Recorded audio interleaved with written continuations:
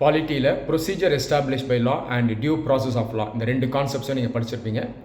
இந்த ரெண்டு கான்செப்ட்ஸ்க்கு இடையே உள்ள வித்தியாசத்தை நம்ம இப்போ பார்ப்போம். முதல்ல ப்ரொசீஜர் எஸ்டாப்ளிஷ் பை லா. இது ஒரு ஜாப்பனீஸ் கான்செப்ட். ஜப்பான்லேருந்து தான் நாம் இதை பாரோ பண்ணியிருக்கோம்.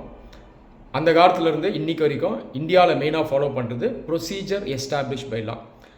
ப்ரொசீஜர் எஸ்டாப்ளிஷ் பை லா என்ன சொல்லுதுன்னா, ஒரு பர்சனுடைய லைஃப் அண்ட் பர்சனல் லிபர்ட்டி இதை அரசு டிப்ரைவ் பண்ணுது அப்படின்னா, அதாவது அந்த ரைட்ஸை அவர்கிட்டருந்து எடுக்குது அப்படின்னா, இது ப்ராப்பரான ஒரு சட்டம் மூலமாக லா மூலமாக தான் பண்ண முடியும்.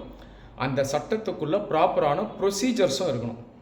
அப்போது சட்டம் இருக்கணும், அதுக்குள்ளே ப்ரொசீஜர்ஸும் இருக்கணும். அந்த ப்ரொசீஜர்ஸை ஃபாலோ பண்ணி தான் அந்த பர்சனுடைய லைஃப்பையும் பர்சனல் லிபர்ட்டியும் நீங்கள் டிப்ரைவ் பண்ணலாம் அப்படின்னு சொல்லுது. ஒரு சின்ன உதாரணம், இந்தியாவில் மக்கள் நாமெல்லாம் இருக்கோம், சோஷியல் மீடியா யூஸ் பண்ணுறோம். நாளைக்கு இந்த சோஷியல் மீடியா யூஸ் பண்ணுறதுல சில ரெஸ்ட்ரிக்ஷன்ஸை கவர்மெண்ட் ஆஃப் இந்தியா கொண்டு வருது அப்படின்னா, அது ஒரு சட்டத்தின் மூலமாக தான் கொண்டு வரணும். அதுக்குள்ளே ப்ராப்பராக ப்ரொசீஜர் இருக்கணும். அப்போ அந்த சட்டத்தை அமல்படுத்தும் போது அந்த ப்ரொசீஜரை ஃபாலோ பண்ணி கவர்மெண்ட் அமல்படுத்தும். அப்படி அமல்படுத்தால் மட்டுமே தான் இந்த லைஃப் அண்ட் பர்சனல் லிபர்ட்டி இதை டிப்ரைவ் பண்ண முடியும். இன்னொரு எக்ஸாம்பிள், இப்போ தமிழ்நாட்டில் பரந்தூரில் ஏர்போர்ட் கொண்டு வரதுக்கான பிளான்ஸை கொண்டு வந்திருக்காங்க.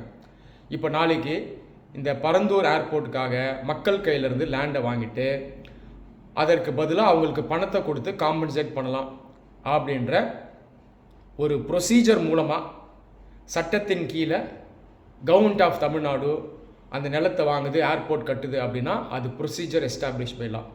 இது செல்லுபடியாகும். அடுத்து due process of law. Due process of law ஒரு அமெரிக்கன் கான்செப்ட்.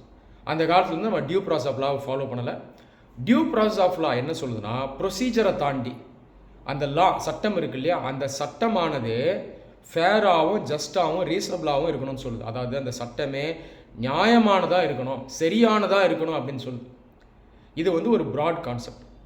1978 மேனகா காந்தி கேஸில் சுப்ரீம் கோர்ட் என்ன சொன்னாங்கன்னா, இந்தியாவில் ப்ரொசீஜர் எஸ்டாப்ளிஷ் பை லாவை ஃபாலோ பண்ணாலும் நம்ம டியூ ப்ராசஸ் ஆஃப் லாவையும் எங்கெல்லாம் அமல்படுத்த முடியுமோ அதை அமல்படுத்தலாம் அப்படின்னு சொன்னாங்க.